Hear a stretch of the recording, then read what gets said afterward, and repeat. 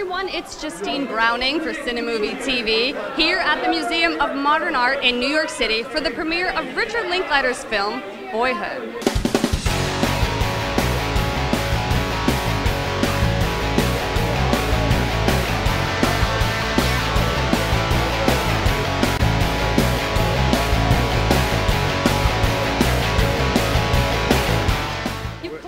Richard Linklater so many times at this point. If somebody was going to film your creative history over a period of 12 years, what do you think the highlights would be of your working relationship?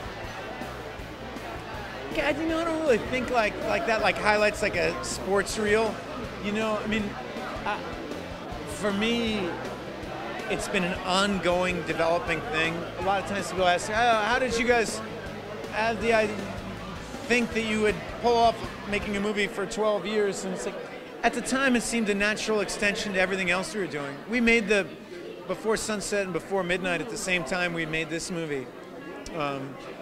It's all subject matter we've been thinking about, and I don't know, to be here at the MoMA with the movie that I really feel is truly original is a special experience in my life. I mean, this is the highlight right now.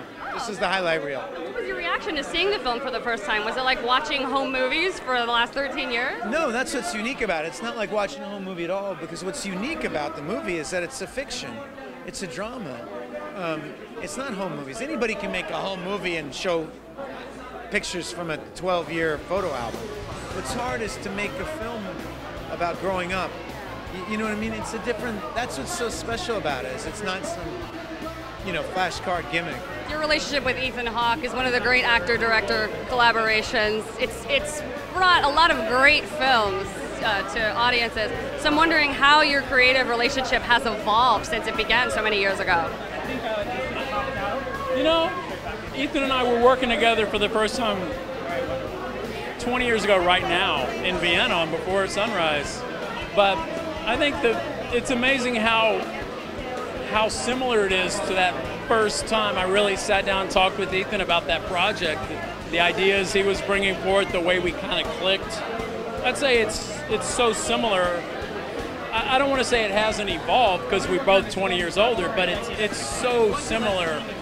I would say like a band. The first time you jam together, you just kind of catch something, and then it's 20 years later, you're the Rolling Stones or whatever, but you still have that kind of groove. You have that creative groove that you had then, you still have. So it's closest probably to that. On one hand, it hasn't changed much at all. Something Ethan said today at the press conference that I loved was that he was proud of this film because it's one of the few times we see a female character be more than one thing. Do you find that that's rare? I think so. Yes, I know what he's talking about. I mean, especially mothers. To really have a complicated character like that. I do think he's right, especially at this age. But I couldn't say anything because I was about to start crying when those guys were saying that. I was just like... Because it's very rare to see a woman who's both a mother and a lover, but also someone who messes up and yet learns from that. Sometimes women have to be portrayed either as the flawed, bad human being or the pristine creature. Well, they also say the road to hell is paved with good intentions, and I think they say that for a reason. I understand why she makes the choices that she makes along the way. I think they're very human, and I also think there's a sexist element where she's getting scrutinized by the choices she's making in her life. But she has the kids 99% of the time, so any unfortunate relationships he might have had, we don't see. So I'm just wondering, because this was shot over a period of 12 years, did you kind of have a difficult time distinguishing where your character began and where you ended, sort of? Did they blend together? I mean, watching it back, definitely in the later years, it gets a little eerie just how much of myself is reflected in the character. But I mean, filming it, I was always a large part of crafting the character, so I was very aware, of how much of myself I was putting into it. But I'm curious, not a lot of people have a record, essentially, of over a decade of their lives. So what is it like for you to have that film?